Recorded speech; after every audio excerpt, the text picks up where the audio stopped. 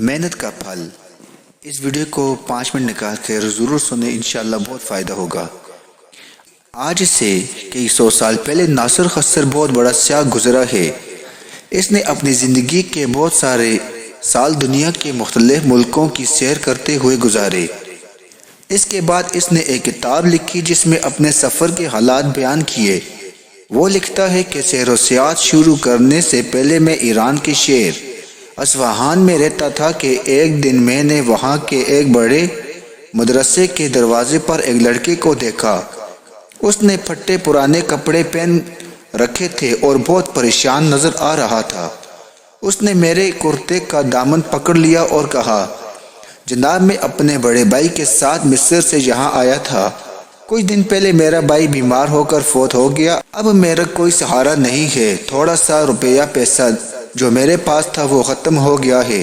اب میرے پاس کھانے کو کچھ نہیں بچا۔ میں کئی دن بھوکا رہتا ہوں۔ خدا کے لیے میری کچھ مدد کیجیے۔ مجھے اس لڑکے پر بڑا ترس آیا اور میں نے اس کے ہاتھ پر ایک درہم رکھ دیا۔ پاس ہی ایک بزرگ آدمی کھڑے تھے۔ ان کے عمدہ لباس سے معلوم ہوتا تھا کہ کوئی امیر شخص ہیں۔ انہوں نے بھی اس لڑکے کو کچھ رقم دی، لیکن ساتھ ہی کہا، دیکھو بیٹے، تم جوان ہو اور صحت مند ہو، بھیک مانگنا بہت بری اور بے عزتی کی بات ہے۔ اگر اپنے ہاتھ سے کوئی کام کرو تو ایک دن لاکھ پتی بن سکتے ہو۔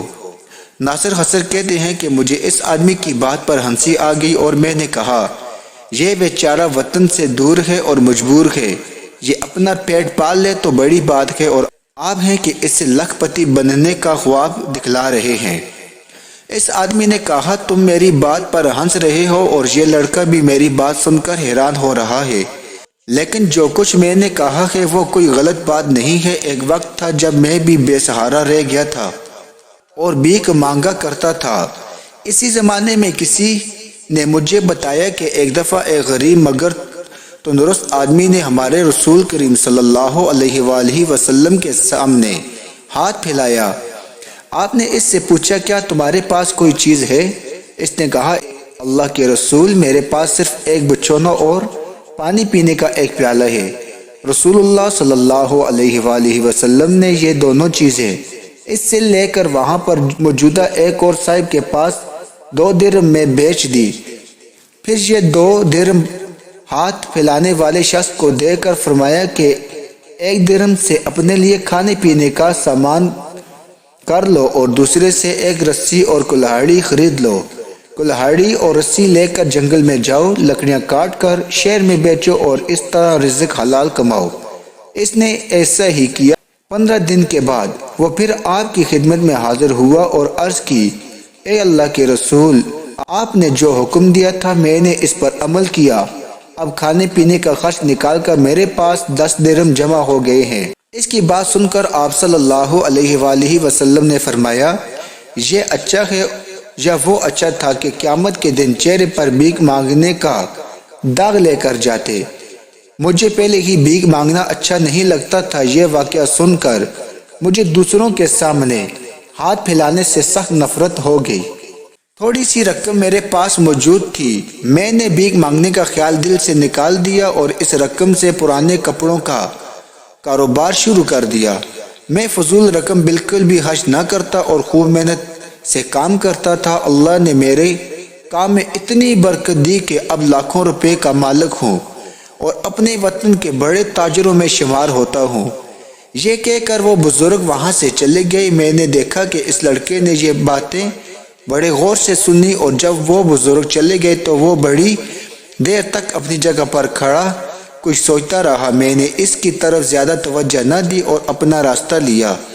اس واقعہ کے بعد میں نے اسلامی ملکوں کی سیر شروع کر دی۔ کبھی ایک ملک میں ہوتا اور کبھی دوسرے ملک میں۔ اسی طرح پھراتے 20 سال گزر گئے، لیکن میری سیر جاری رہی۔ اسی زمانے میں میرا گزر مصر کے ملک سے ہوا اور میں سیر کرتا ہوا شہر قاہرہ میں پہنچ گیا۔ یہ مصر کا سب سے بڑا شہر اور تجارت کا بہت بڑا مرکز تھا۔ ایک دن میں کپڑے کے بازار میں گیا، وہاں بڑی چہل پہل تھی۔ ایک دکان پر حد سے زیادہ رونق تھی اور لوگ وہاں سے دھڑا دھڑ کپڑے خرید رہے تھے۔ ان میں امیر غریب ہر طرح کے لوگ شامل تھے۔ میں بھی اس دکان کے اندر داخل ہو گیا، وہاں سینکڑوں قسم کے کپڑے موجود تھے۔ مجھے ایک خوبصورت شال بہت پسند آئی، میں نے اس کی قیمت پوچھی تو دکان کے ملازم نے جو رقم بتائی وہ مجھے بہت زیادہ معلوم ہوئی۔ میں نے اس سے پوچھا کہ دکان کا مالک کہاں ہے؟ اس نے ایک طرف اشارہ کیا جہاں ایک شخص عمدہ لباس پہنے ایک قیمتی قالین پر بیٹھا تھا۔ میں اس کے پاس گیا اور شال کی قیمت میں رعایت کرنے کے لیے کہا۔ اس نے میری طرف بڑے غور سے دیکھا اور کہا، یہ شال میں آپ کو نہیں دوں گا۔ پھر اس نے اپنے ملازم کو اشارہ کیا اور وہ ایک اور شال اٹھا کر لایا۔ یہ شال پہلے سے زیادہ قیمتی اور بھاری تھی۔ دکان کے مالک نے یہ شال میرے سامنے رکھ دی اور کہا، یہ میری طرف سے آپ کی خدمت میں تحفہ ہے، اگر آپ اسے قبول کر لیں تو مجھ پر احسان ہوگا۔ میں اس کی بات سن کر بہت حیران ہوا اور کہا، میری آپ سے کوئی جان پہچان نہیں ہے، میں اس شہر میں مسافر ہوں، آخر آپ مجھ پر اتنی مہربانی کیوں کر رہے ہیں؟ دکان کے مالک نے کہا، آپ نے مجھے پہچانا نہیں، میں وہی لڑکا ہوں جس نے آج سے کئی سال پہلے اصفہان کے ایک بڑے مدرسے کے دروازے پر آپ سے بھیک مانگی تھی اور ایک بزرگ آدمی نے مجھے نصیحت کی تھی۔ اب جو میں نے دکان کے مالک کو غور سے دیکھا تو مجھے 20 سال پہلے کا سارا واقعہ یاد آ گیا۔